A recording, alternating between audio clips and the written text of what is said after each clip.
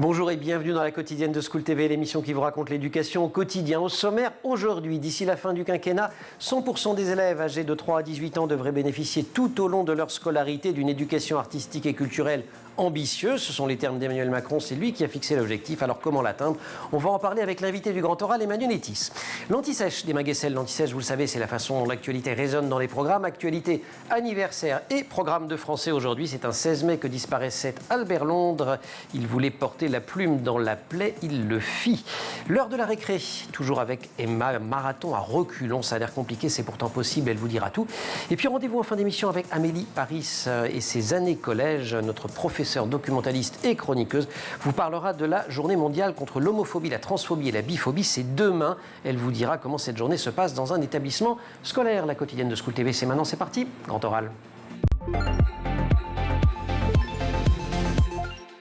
Il est un des principaux acteurs des politiques d'éducation artistique et culturelle depuis plus de 10 ans. Il est en première ligne dans la poursuite d'un objectif fixé par le président de la République, le 100% EAC comme éducation artistique et culturelle. Et cette mission, il la porte à divers titres, celui de vice-président du Haut Conseil de l'éducation artistique et culturelle, celui de recteur de la région académique Bretagne et celui de fondateur de l'Institut national supérieur de l'éducation artistique et culturelle à Guingamp, c'est dans les Côtes-d'Armor. Emmanuel Nettis, bonjour. Bonjour à vous. On est ravis de vous accueillir. Sans remonter à André Malraux et à la naissance des MJC, les Maisons des Jeunes et de la Culture, ça fait au moins 20 ans que tous les gouvernements promettent de déployer de très ambitieuses politiques en faveur de l'éducation artistique et culturelle. Pourquoi est-ce aussi compliqué ?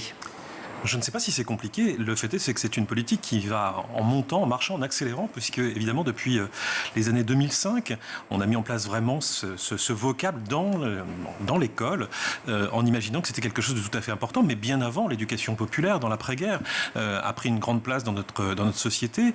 Et puis de programme en programme, d'ailleurs, quelle que soit la politique au pouvoir, on essaie de faire avancer ce sujet très important, parce qu'on a pris conscience que bien évidemment l'éducation artistique et culturelle, c'est-à-dire à la fois avoir une pratique artistique, avoir une rencontre avec des artistes, mais aussi avoir des connaissances en termes d'histoire des arts, par exemple. C'est quelque chose qui est fondamental, important pour pouvoir se consolider. Posséder les codes culturels dès le plus jeune âge, c'est vraiment quelque chose de tout à fait essentiel pour réussir, en tout cas dans ses études et à l'école. La pratique, la rencontre, la connaissance, vous avez décliné, si mes souvenirs sont bons, les trois piliers de l'EAC, de l'éducation artistique et culturelle, selon le Haut Conseil dont vous êtes vice-président. Vous êtes en fait président, parce que les deux présidents sont les ministres, c'est ça. Donc, ministre de la Culture et ministre de l'Éducation nationale. En fait, c'est vous qui travaillez au quotidien pour ce Haut Conseil, c'est moi qui le dis. C'est très porté par nos ministres. C'est vrai que c'est porté. Si on commence par la pratique, est-ce qu'on peut imaginer un jour, par exemple, que les enfants qui pratiquent un instrument de musique, qui pratiquent le théâtre, la danse, dans des structures qui ne sont pas d'éducation nationale, mais qui peuvent être des structures dépendantes du ministère de la Culture, d'une municipalité, voient ces enseignements et ces acquisitions reconnus dans un cadre scolaire, au brevet, au baccalauréat? Bien sûr, je pense que c'est vraiment l'idée de l'éducation artistique et culturelle, c'est d'avoir cette reconnaissance tout au long du parcours. Par définition, c'est une éducation qui fonctionne par partenariat. Les artistes ne sont pas dans l'école, mais on les fait venir dans l'école, par exemple en résidence. L'orchestre à l'école, qui est une très belle expérience, c'est faire et mettre entre les mains des enfants des instruments de musique pour pouvoir le faire avec des vrais musiciens de conservatoire, mais partout. Ça, c'est un très très beau sujet également. La lecture, qui est quelque chose aussi simple, mais la lecture plaisir, par exemple, est quelque chose de formidable. Alors vous avez créé le quart d'heure lecture, c'est ça? Alors, je ne l'ai pas créé. En tout cas, vous l'avez déployé dans votre académie. On l'a déployé à un niveau très grand, puisque en Bretagne, on s'arrête tous en même temps à 13h51 le vendredi pour pouvoir prendre un livre qu'on aime et lire. 13h51. Vous allez me demander pourquoi 13h51 ? Pourquoi 13h51, monsieur le recteur ? Mais écoutez, vous savez, quand on a un enseignant qui vient qu'une seule fois par semaine le vendredi et qui commence à 14h, si on fait de 14h à 14h15, il a un quart d'heure de manger dans son cours, il n'aime pas trop ça, et il a raison. Donc 13h51, c'est juste avant le cours, et on mange 5 minutes de cours, et là tout le monde s'y met. Et on a le droit de lire ce qu'on veut. On lit ce qu'on veut. Même du manga. Ce qu'on aime, parce que l'essentiel, c'est de prendre un livre qu'on aime et pouvoir en parler. Voir aussi son enseignant lire le livre qu'il aime ou qu'elle aime, c'est quelque chose de très important. On voit rarement son enseignant lire. On voit rarement les personnels administratifs lire. Mais lire tous ensemble, c'est pouvoir se sociabiliser par la lecture et parler de choses qu'on aime et dire pourquoi on aime. Parce que là, on échafaude son jugement critique. On explique pourquoi on aime ça. Et c'est aussi très très bien de poursuivre cette idée de lecture tous ensemble. On arrive à atteindre jusqu'à 300 000 personnes qui lisent en même temps en Bretagne. C'est quand même extraordinaire. Voilà, j'espère que demain, la France entière va se mettre votre quart d'heure de lecture. 13h51. On pourrait le faire dans les entreprises d'ailleurs aussi. Absolument. Dans les administrations, sur les lieux de travail. Pratique, rencontre, connaissance. Alors là, ça renvoie plus au champ des programmes, par exemple. Absolument. Est-ce que l'offre, néanmoins, est suffisante? Parce que plus on avance dans les études, plus la portion réservée aux enseignements artistiques se fait congrue. Vous savez, les programmes et l'éducation artistique et culturelle, elles fonctionnent aussi quand elles s'articulent sur l'ensemble des programmes.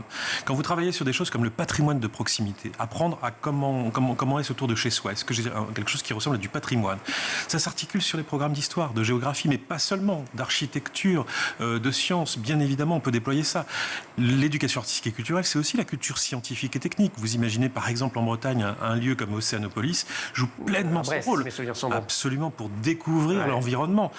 Tout ça relève vraiment de choses ce qu'on appelle l'éducation transversale, c'est-à-dire qui met en œuvre et en branle toutes les autres éducations pour pouvoir appréhender un nouveau vocabulaire, un répertoire, le comprendre, rencontrer des scientifiques qui viennent vous parler, des artistes qui viennent vous parler de leur métier. Donc finalement, elle est partout. C'est ça que vous êtes en train de nous dire, mais il faut quand même l'organiser un petit peu, parce que si on se contente de dire qu'elle est partout, il manque un petit quelque chose quand même. On va dire qu'elle peut être partout, à condition d'être organisée, de mobiliser les bons partenaires. Il faut dire quand même qu'aujourd'hui, elle peut, et à la rentrée, ça va être à partir de la 6e, bénéficier d'un vrai financement avec le Pass Culture. Un financement fléché. Donc on ne pourra plus nous dire demain, il n'y a pas de budget pour le faire. On peut construire un projet tout au long de l'année. On va en reparler du Pass Culture. On aura en fin d'émission Amélie Paris, qui est prof documentaliste dans un collège parisien, qui nous disait à quel point le Pass Culture avait changé les choses pour elle et pour les élèves. D'ici à la fin du quinquennat, 100% des élèves de 3 à 18 ans devraient bénéficier de cette scolarité, dans leur scolarité, d'une éducation artistique et culturelle ambitieuse. On va continuer à en parler avec Emmanuel Etis. Mais pour l'instant, c'est l'heure. On va faire un petit peu de culture scientifique. C'est pas des arts. Mais on en fait souvent dans Anti-Sèche. Emma Guessel. Emma, bonjour. Bonjour Emmanuel. Nous sommes aujourd'hui le 16 mai. C'est un 16 mai en 1932 que disparaissait le journaliste et écrivain Albert Londres, qui a marqué l'histoire du journalisme en France. Et on le croise, Albert Londres, dans les programmes scolaires. Mais oui, déjà en cours de français, en seconde, on étudie le journalisme en analysant le style d'écriture d'un journaliste, en se demandant s'il s'agit d'un genre littéraire. Et à ce propos, on fait lire aux élèves un article du Petit Parisien, qui était l'un des grands quotidiens français jusqu'à la fin de la Seconde Guerre mondiale, dans lequel a écrit Albert Londres.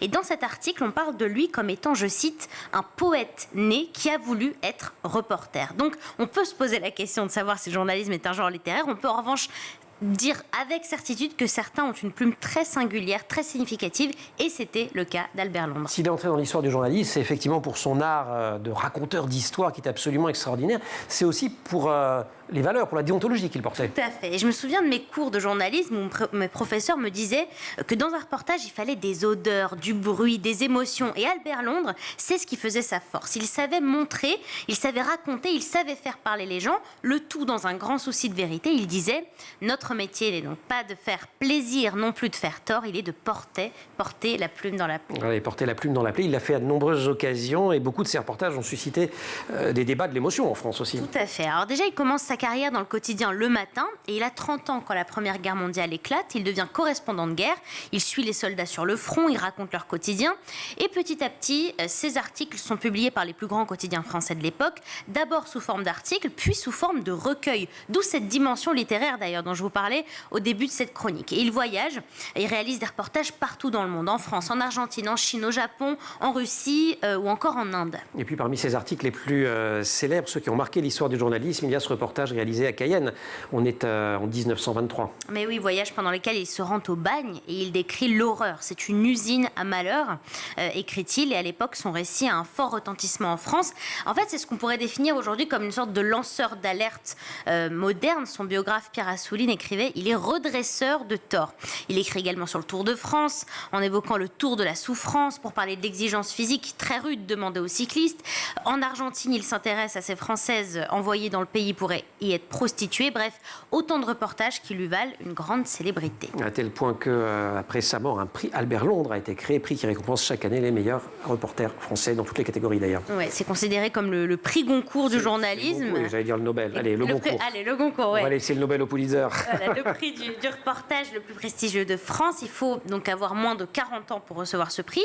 Jusqu'en 84, il y a un seul reporter qui est primé avant la création naturellement d'une catégorie audiovisuelle. Et depuis 2017, il y a un troisième journaliste qui est primé dans la catégorie édition, donc pour un livre. Et d'ailleurs, on saura dans quelques heures qui sont les 3 lauréats cette année, parce que chaque année, c'est le 16 mai, jour de la mort d'Albert Londres, qui est décerné ce prix. Il est mort comment d'ailleurs?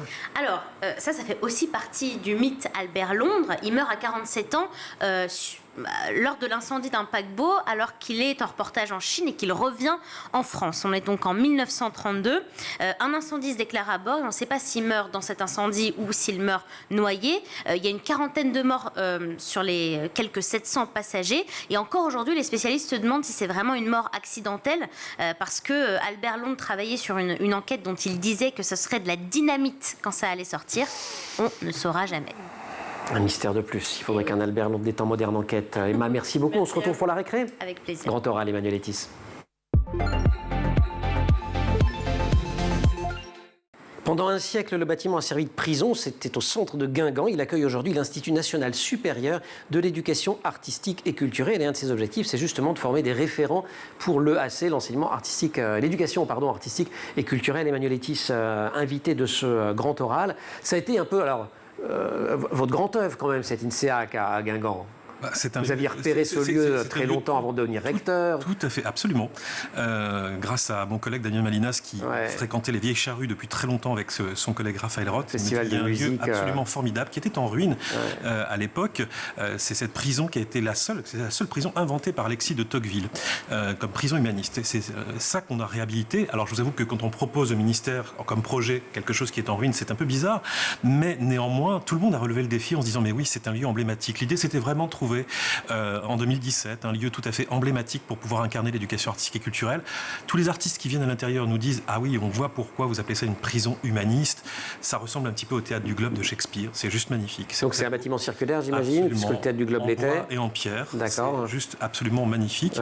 Et vraiment, c'est un cocon formidable dans cette belle ville de Guingamp, qui est une ville, elle aussi, 100% éducation artistique et culturelle. Elle est labellisée telle quelle.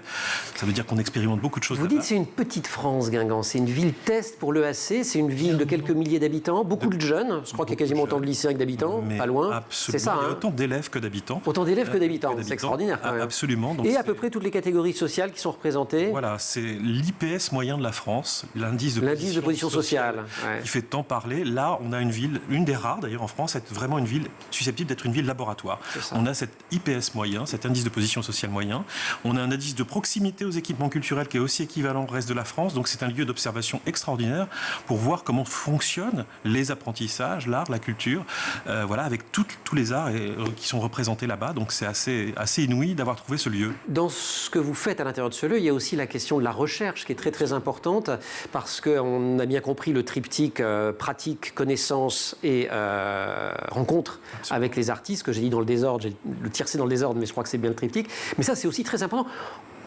On manque de recherche, au fond, sur ces questions-là en France. Alors, on manque de recherche et surtout, on manque de recherche pour pouvoir donner des résultats concrets. C'est-à-dire, au fond, quand on dispose d'apprentissage en lecture, en musique, en chorégraphie aussi. Qu'est-ce que ça donne? Qu'est-ce qu'on apprend avec ça? Au bout de combien de temps? Comment les choses fonctionnent?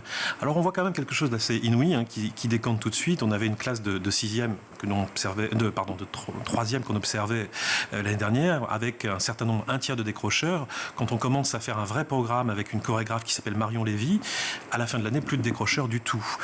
Donc on voit quand même que ce qu'on apprend aussi avec les arts et la culture, c'est pas le 0 à 20, c'est la justesse. On est vrai, on est faux, et ça redonne confiance en soi, ce qui est quand même quelque chose d'inouï. C'est pas le 0 à 20, c'est pas la notion de note, c'est pas la notion d'évaluation, ça va bien au-delà. Absolument. Quand vous êtes dans une chorale, apprendre la justesse collectivement, on la trouve tout de suite. Quand vous êtes en train de faire un geste chorégraphique, c'est quand c'est Emma qui est dans une chorale, on la trouve tout de suite, parce qu'une chanteuse extraordinaire, je puis en témoigner, mais sinon c'est plus compliqué. C'est extraordinaire de pouvoir mesurer cela, c'est-à-dire d'apprendre la justesse, le vrai, le faux, le juste, le bon.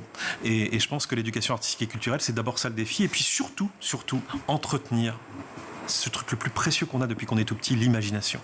On le cultive. Voilà, ça c'est vraiment quelque chose de très important. L'imaginaire, il doit être ouvert, c'est une porte qui doit être ouverte pour tous, pour la science, pour les arts, c'est quelque chose d'absolument inouï et ça permet d'être fait. Moi j'avoue que... C'est un travail en cours, pardon de vous couper, mais c'est un work in progress tout ça, parce que quand on discute avec un certain nombre d'acteurs de l'éducation artistique, ils disent, oui, mais parfois, quand on se tourne vers l'éducation nationale, on doit passer sous les fourches codines de, mais est-ce qu'ils savent mieux lire, est-ce qu'ils savent mieux écrire, est-ce qu'ils ont de meilleures notes à la fin de l'année? Or, vous l'avez très bien dit, certes, il y a un enjeu enjeu d'acquisition des savoirs, et c'est un des 3 piliers que vous défendez, mais ça n'est pas le seul.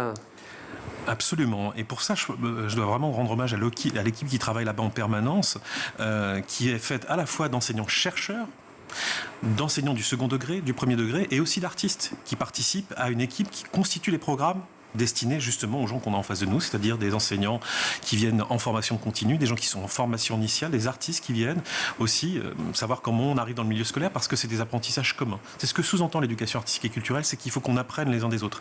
Un artiste pour intervenir dans l'école, un professeur pour faire venir des artistes, construire des projets communs et savoir comment on se réapproprie notre culture commune. C'est important les artistes aussi quand on parle de la dimension d'acquisition de l'esprit critique à l'école, parce que c'est souvent l'artiste celui qui vient déranger un peu, celui qui ça peut être le grain de sable dans le rouage. Je ne sais pas si c'est déranger, c'est en tout cas se confronter à une autre manière de faire, et ça ne fonctionne que quand c'est sur la longue durée. Vous voyez, on a une artiste associée qui s'appelle Marion Lévy, qui travaille en permanence avec nous, ça fait plus d'1 an maintenant qu'on travaille ensemble, et on voit les pratiques changer. Des élèves. Pour les profs, pour les élèves. Et un exemple pour elle-même aussi, être confrontée à des enseignants. Rapidement, un échange un exemple d'un changement. Vous savez, quand vous êtes prof d'allemand et que vous avez une chorégraphe qui vous propose de danser votre programme avec vos élèves, il faut s'interroger 2 minutes. On se dit, qu'est-ce que ça signifie? Puis ensuite, on le fait. On essaie de le faire. On essaie de montrer des choses qui fixent des gestes et qui montrent comment on peut évidemment incorporer les choses. Allez, on révise le triptyque, rencontre avec les artistes, pratique artistique, transmission de références, les 3 piliers de la charte du Haut Conseil de l'éducation artistique et culturelle. On se retrouve, nous on fait des petites récrés dans l'émission, il ne faut pas nous en vouloir, monsieur le recteur. La récré, Maguessel. Récré sport, mais oui, autre pilier important, oui. Oui, j'allais vous demander, récré sport, est-ce que vous aimez courir? Ouais, moi c'est plus les gammes, vous savez. Bon. Les semi-marathons, ça c'est pas trop autre. Bon, il y en a un qui va encore plus loin. Il y en a qui aiment bien se faire un peu de mal, puisque dans la Drôme, il y a quelques jours, un homme a réalisé l'exploit de courir un marathon à reculons. C'est une blague. Alors, tout est parti d'une blague. 42 km et des poussières. Oui, d'accord. À reculons. Donc, tout est parti d'une blague, justement. Donc, c'est le journal Mon Quotidien, c'est dans ce journal que j'ai eu l'info, voilà. Une blague entre copains, donc, qui l'ont mis au défi de faire une course en courant à l'envers. Le lendemain, il s'est lancé lors du marathon de Saint-Paul-les-Romans dans la Drôme, mais à reculons. Et il est allé jusqu'au bout, puisqu'il a fini son marathon en 3h25, bien moins finalement que 6 mois. J'avais couru le marathon dans le bon sens, et il a même battu le record du monde que détenait jusque-là un Allemand. Et en plus de battre le record du monde, apparemment, c'était la coqueluche du marathon. Tout le monde l'a encouragé et il a mis grave l'ambiance. Donc bravo à ce monsieur, 29 ans. Et tout est parti d'une blague. Et maintenant, il a un record du monde. Arrêtez de faire des blagues alors. Ouais. Ce sont toujours des blagues qui permettent de démarrer de belles histoires aussi, la preuve. Quand vous êtes arrivé, oui, c'est ça, vous êtes arrivé au ministère en disant tiens, il y a une prison sympa, on va faire un institut pour les arts. Si on dit c'est une blague, non, c'était pas une blague. Ça a donné l'Institut de Guingamp. Merci beaucoup, Emma Emmanuel-Etis, Grand Oral. L'éducation artistique et culturelle a-t-elle pour but de préparer les enfants à habiter poétiquement la terre, selon l'expression de Hölderlin, à transformer leur rapport au monde et à eux-mêmes, ou bien à améliorer leur performance dans les différentes disciplines scolaires? J'emprunte la question à Jean-Marc Laubé, ancien chef du département de l'éducation, des enseignements, des formations et des métiers au ministère de la Culture. Il avait initié un colloque sur l'éducation artistique et culturelle. C'était en 2007. Est-ce que cette question, elle n'est toujours pas tranchée au fond? Je pense vous allez me dire qu'il faut faire les deux à la fois. Non, je pense qu'il pose les bonnes questions. Ça sert à tout ça. Ça n'a pas le même effet sur tout le monde, bien évidemment. C'est un effet concret, mais vous voyez, lorsque le président de la République dit qu'il faut atteindre le 100%, c'est quand même mettre en place une politique publique qui fait qu'on croit réellement dans tous nos enfants pour pouvoir dire qu'ils ont tous le droit à la culture et aux arts, et ils vont tous apprendre des choses avec les arts et la culture. Chaque enfant va se révéler quelquefois, tantôt avec, on parlait de chorégraphie tout à l'heure, tantôt avec de la danse, tantôt avec de la musique. C'est pas les mêmes arts qui résonnent en chacun d'entre nous, on le sait bien nous-mêmes. En revanche, on apprend des gestes, on apprend des choses qui nous transforment. Si je vous demande de chanter, Emmanuel, vous allez avoir une petite résistance, peut-être là tout de suite. Mais, non, je me retournerai vers Emma et je lui dirai Emma, il faudrait chanter, puis elle va se sentir obligée, vous pouvez y aller. Se dépasser par rapport à ça, c'est des choses qui nous amènent forcément à apprendre beaucoup de choses de nous-mêmes. Donc il a raison de poser ces questions comme ça, sauf que c'est tout à la fois, et puis des choses qui résonnent plus ou moins chez chacun d'entre nous. C'est particulièrement compliqué néanmoins quand on regarde toutes les études sur les pratiques culturelles des Français, pour certaines parties des jeunes. Est-ce qu'on a avancé? Est-ce qu'on a est-ce qu'on sait un petit peu ce qui peut fonctionner avec certains jeunes qui sont plus éloignés de la culture classique ou de la culture tout court d'ailleurs? Bien sûr, vous savez, je pense que l'extension même de l'idée de ce qu'on appelle culture, c'est vraiment, encore une fois, ce qui nous révèle à nous-mêmes et ce qui nous permet de lire le monde. Moi, je vois des jeunes qui avaient échoué à l'école quelquefois et puis se révèlent par les arts du cirque, par exemple, parce qu'il y a quelque chose qui va fonctionner. Il faut croire une chose très importante à la base, c'est que chacun d'entre nous a une place dans la société. Et ça, c'est la base aussi de l'éducation, bien évidemment. On peut éduquer tout le monde et tout le monde peut trouver, se révéler dans un des arts. C'est ça, la société humaine. C'est une vision anthropologique du monde, mais toutes les sociétés le savent. On peut se révéler à travers ça. C'est le défi qu'on doit relever et c'est ce qu'on doit pouvoir chercher et trouver avec l'éducation artistique et culturelle. Et ce lieu qui est à la fois un lieu de formation, de recherche et de ressources. Donc là, on parle de Guingamp pour le coup, voilà, de l'Institut. L'Institut est fait pour faire de la formation en présence, à distance, et faire réfléchir tout le monde à tout le monde sur ce qu'on peut faire ensemble. Construire un orchestre en ruralité, c'est juste formidable. Mais jouer Roméo et Juliette sur un stade de foot, comme je l'ai vu la semaine dernière, c'est juste sublime.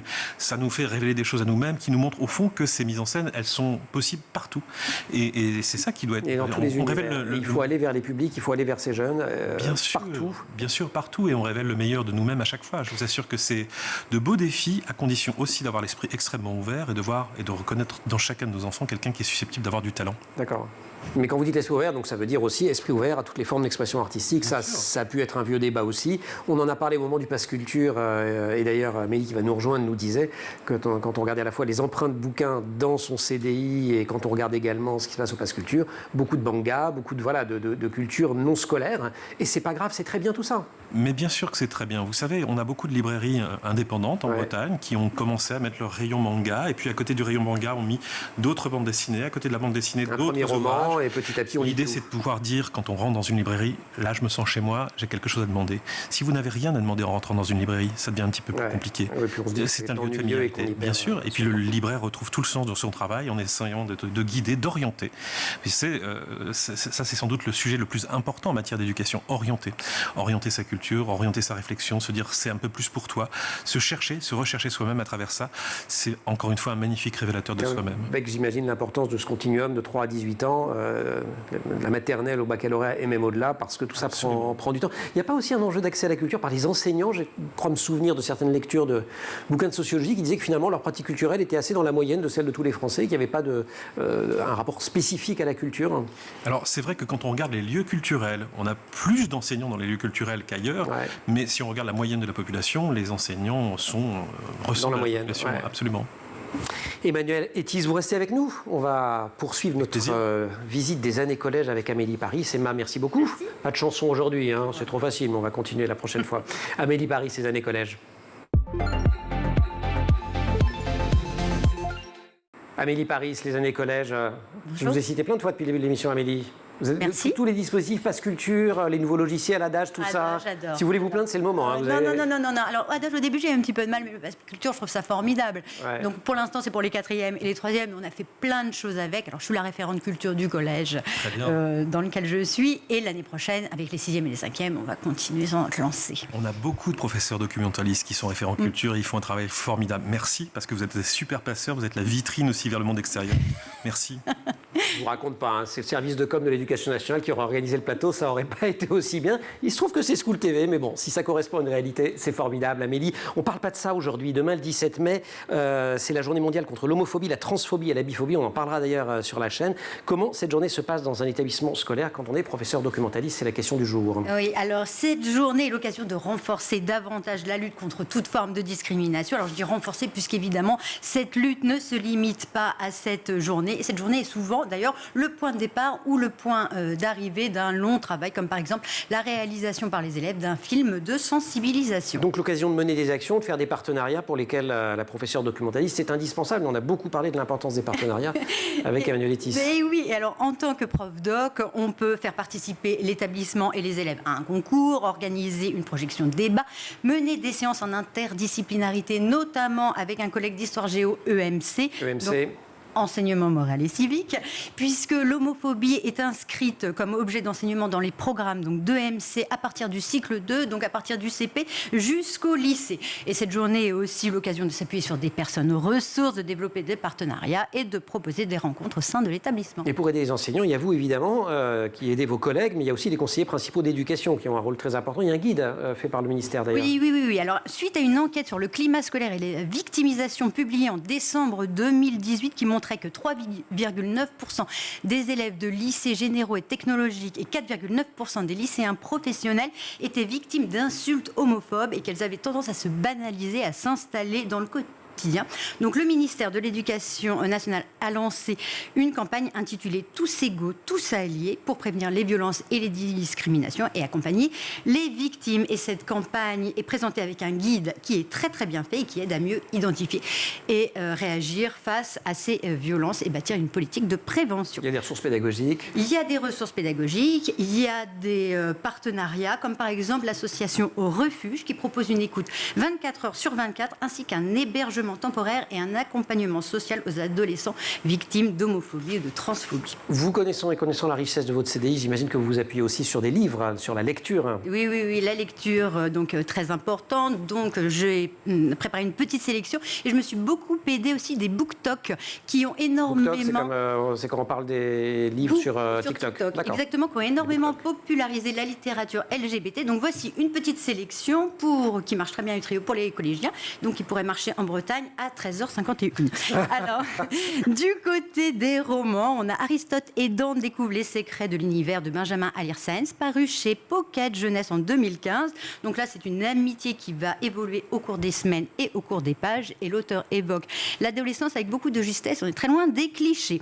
Opération Pantalon de Kat Clark, sorti en 2017 chez Air Jeunesse, qui aborde 3 thématiques importantes pour les adolescents, l'identité sexuelle, la différence et le harcèlement. Sous ta peau, le feu de Séverine Vidal, publié chez Nathan en 2021. Donc là, c'est un roman historique et engagé. Nous sommes juste avant la Révolution française et qui raconte la naissance d'un amour interdit entre 2 femmes. Un peu de manga, non? Évidemment, elle est un manga Éclat d'âme de Yuki Kamatani, paru en 2018 chez Akata, seulement en 4 tomes, où on y accompagne un jeune homme dans son parcours pour appréhender son orientation sexuelle.